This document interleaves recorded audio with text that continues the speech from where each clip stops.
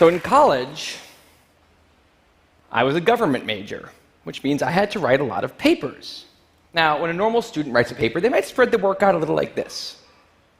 So, you get started maybe a little slowly, but you get enough done in the first week that with some heavier days later on, everything gets done and things stay civil. And I would want to do that like that. That would be the plan. I would have it all ready to go, but then actually the paper would come along, and then I would kind of do this. And that would happen every single paper. But then came my 90-page senior thesis, a paper you're supposed to spend a year on. I knew for a paper like that, my normal workflow was not an option. It was way too big a project. So I planned things out, and I decided it kind of had to go something like this. This is how the year would go. So I'd start off light, and I'd bump it up in the middle months. And then at the end, I would kick it up into high gear, just like a little staircase. How hard could it be? Just walk up the stairs. No big deal, right? But then, funniest thing happened. Those first few months, they came and went, and I couldn't quite do stuff. So we had an awesome new revised plan. But then those middle months actually went by, and I didn't really write words. And so we were here. And then 2 months turned into 1 month, which turned into 2 weeks. And one day I woke up with 3 days until the deadline, still not having written a word. And so I did the only thing I could. I wrote 90 pages over 72 hours, pulling not 1 but 2 all-nighters. Humans are not supposed to pull 2 all-nighters. Sprinted across campus, dove in slow motion, and got it in just at the deadline. I thought that was the end of everything. But a week later, I get a call. And it's the school. And they say, "Is this Tim Urban?" And I say, "Yeah." And they say, "We need to talk about your thesis." And I say, "Okay." And they say, "It's the best one we've ever seen."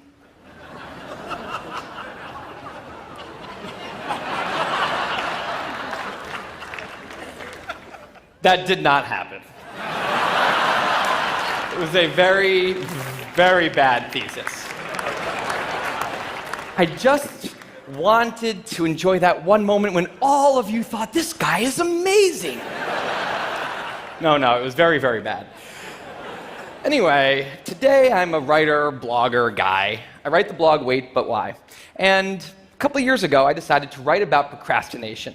My behaviors always perplexed the non-procrastinators around me, and I wanted to explain to the non-procrastinators of the world what goes on in the heads of procrastinators and why we are the way we are. Now, I had a hypothesis that the brains of procrastinators were actually different than the brains of other people. And to test this, I found an MRI lab that actually let me scan both my brain and the brain of a proven non-procrastinator, so I could compare them, and I actually brought them here to show you today, and I want you to take a look carefully to see if you can notice a difference. And I know that if you're not a trained brain expert, it's not that obvious, but just take a look, okay? So here's the brain of a non-procrastinator. Now, here's my brain.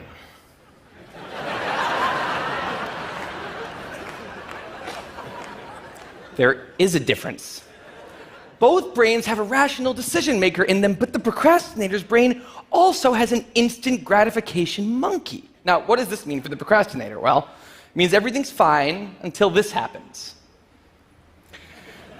So the rational decision maker will make the rational decision to do something productive, but the monkey doesn't like that plan. So he actually takes the wheel, and he says, "Actually, let's read the entire Wikipedia page of the Nancy Kerrigan-Tanya Harding scandal, because I just remembered that happened." Then we're going to go over to the fridge. We're going to see if there's anything new in there since 10 minutes ago. After that, we're going to go on a YouTube spiral that starts with videos of Richard Feynman talking about magnets and ends much, much later with us watching interviews with Justin Bieber's mom. All of that's going to take a while, so we're not going to really have room on the schedule for any work today. Sorry. Now, what is going on here? The instant gratification monkey does not seem like a guy you want behind the wheel. He lives entirely in the present moment. He has no memory of the past, no knowledge of the future, and he only cares about two things: easy and fun. Now, in the animal world, that works fine. If you're a dog and you spend your whole life doing nothing other than easy and fun things, you're a huge success. And to the monkey, humans are just another animal species he has to keep well-slept, well-fed, and propagating into the next generation, which in tribal times might have worked okay. But if you haven't noticed, now we're not in tribal times. We're in an advanced civilization, and the monkey does not know what that is, which is why we have another guy in our brain, the rational decision maker, who gives us the ability to do things no other animal can do. We can visualize the future. We can see the big picture. We can make long-term plans. And he wants to take all of that into account, and he wants to just have us do whatever makes sense to be doing right now. Now, sometimes it makes sense to be doing things that are easy and fun, like when you're having dinner or going to bed or enjoying well-earned leisure time. That's why there's an overlap. Sometimes they agree. But other times, it makes much more sense to be doing things that are harder and less pleasant for the sake of the big picture, and that's when we have a conflict. And for the procrastinator, that conflict tends to end a certain way every time, leaving him spending a lot of time in this orange zone, an easy and fun place that's entirely out of the make sense circle. I call it the dark playground.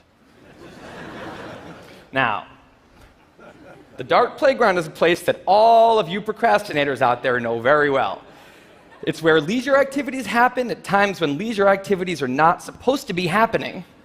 The fun you have in the dark playground isn't actually fun because it's completely unearned, and the air is filled with guilt, dread, anxiety, self-hatred, all those good procrastinator feelings.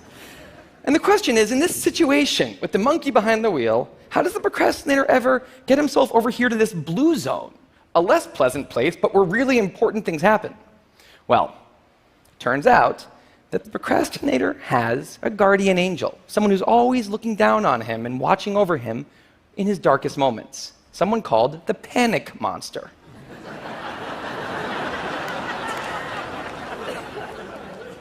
Now, the panic monster is dormant most of the time, but he suddenly wakes up anytime a deadline gets too close or there's danger of public embarrassment, a career disaster, or some other scary consequence. And importantly, he's the only thing that the monkey is terrified of. Now, he became very relevant in my life pretty recently because the people of TED reached out to me about 6 months ago and invited me to do a TED Talk.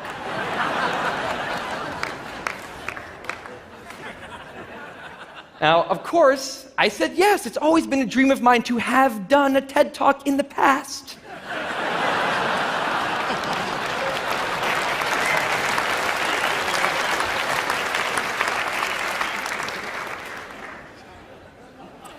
But in the middle of all this excitement, the rational decision maker seemed to have something else on his mind. He was saying, are we clear on what we just accepted? Do we get what's going to be now happening one day in the future? We need to sit down and work on this right now. And the monkey said, totally agree, but also let's just open Google Earth and let's zoom into the bottom of India, like 200 feet above the ground, and we're going to scroll up for 2.5 hours till we get to the top of the country so we can get a better feel for India.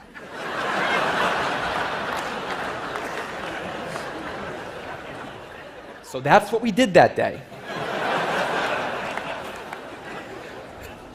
As 6 months turned into 4, and then 2, and then 1, the people of TED decided to release the speakers. And I opened up the website, and there was my face staring right back at me, and guess who woke up? So the panic monster starts losing his mind, and a few seconds later, the whole system's in mayhem.